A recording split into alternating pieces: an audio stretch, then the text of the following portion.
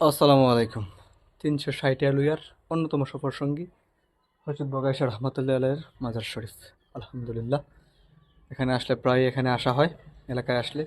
তো এখানে একটা কবরস্থান আছে, আমি এখন আপনাদেরকে কবরস্থানের 4টা দিক সম্পূর্ণগুলো ঘুরে দেখাবো ইনশাআল্লাহ।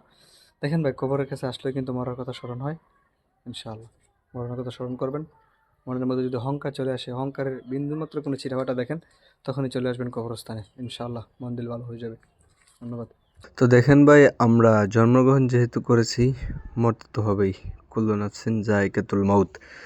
প্রত্যেকটা প্রাণীকে মৃত্যুর স্বাদ গ্রহণ করতে হবে, প্রত্যেকটা নফসের মৃত্যু হয়ে যাবে।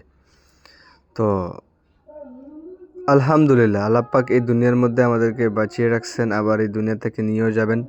সকল প্রশংসাই মালিকের, সকল প্রশংসা আল্লাহ তালার। দেখেন ভাই, এই দুনিয়ার মধ্যে আল্লাহ পাক কিন্তু আমাদেরকে আল্লাহ পাকের ইবাদত এবং রাসূলের হুকুম, আল্লাহ পাকের হুকুম এবং রাসূলের ইবাদত, আল্লাহ পাকের হুকুম এবং নবীর তরিকা মতো চলার জন্য পাঠাইছেন।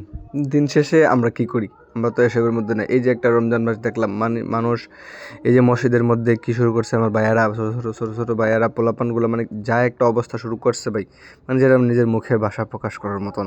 দিন শেষে যাই করেন ভাই, দেখেন মানে সর্বপ্রথম বলে নেই, এইখানে মানে কবরস্থান হইলো, কিন্তু এখানের পরিবেশটা কিন্তু মারাত্মক সুন্দর ভাই। আমার কাছে অনেকটাই ভালো লাগছে এই এলাকার পরিবেশটা, ভাই অসম্ভব সুন্দর লাগছে। তো দিন শেষে বলি, যাই করেন ভাই, যাই করেন, মৃত্যুর কথাটা কিন্তু স্মরণ রাখবেন। মৃত্যু তো অনিবার্য, মৃত্যু বরণ করতেই হবে। আজ কোনো কাছ থেকে বাঁচতে পারবেন, কিন্তু এখান থেকে বাঁচার কোনো নিশ্চিত ভবিষ্যৎই এটা ভাইয়া। আর যাই করেন, নিশ্চিত ভবিষ্যৎ কিন্তু মৃত্যু। আমি এটা মনে রাখবেন, নিশ্চিত ভবিষ্যৎ কিন্তু মৃত্যু। তো দেখেন, যাই করি দিন শেষে আল্লাহ পাকের ইবাদত কিন্তু করা লাগে, রাসূলের তরিকা মতো, নবীর হুকুম, আল্লাহ পাকের হুকুম এবং নবীর তরিকা মতো চলাই লাগবে, লাগবে। দিন শেষে উপায় নাই, উপায় নাই। নবীর হুকুম যদি না, আল্লাহ পাকের হুকুম এবং নবীর তরিকা মতো যদি না চলেন, দিন শেষে মানে বড় ধরনের ঠকা ঠকবেন, যে এই ঠকার কোনো মানে নির্দিষ্ট নিয়ম নেই। আর দেখেন না এখানে 360 আউলিয়ার অন্যতম সফর সঙ্গী, যে প্রথম বলছিলাম, হযরত বগাইশা রহমতুল্লাহ আলাইহির মাজার শরীফ। ভাই দিন দেখেন, আমি এখানে গেলে এই জায়গার জিয়ারত করি। ভাই আমরা অলিভক্ত মানুষ, আমরা মাজার পূজা করি না কোনোদিন, আমরা মাজার জিয়ারত করি। আলহামদুলিল্লাহ রাব্বিল আলামিন, এটা বুক ফুলিয়ে বলতে পারবো। আমরা সুন্নি, আমরা ইমানদার, আমরা মাজার সবসময় জিয়ারত করি।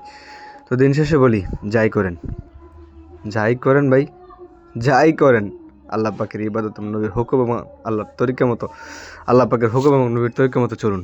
নাহলে উপায় নাই ভাই, উপায় নেই, উপায় নেই। দুনিয়াটা কিন্তু ক্ষণস্থায়ী, কদিন আর আছে এই দুনিয়ার মধ্যে আমরা। তারপর দুনিয়ার বাহাদুরি আমাদের যায় না, আমাদের অহংকার, আল্লাহ দাম্ভিকতা, অপরজনকে ছোট মনে করি, নিজেকে সবসময় আমরা বড় মনে করি। দেখেন এই এলাকার মসজিদটা প্লাস চারিদিকের পরিবেশটা হবে মারাত্মক সুন্দর, তাদের মন মানসিকতা সুন্দর। ভালো থাকবেন, সুস্থ থাকবেন, নামাজটা আদায় করবেন। আসসালামু আলাইকুম।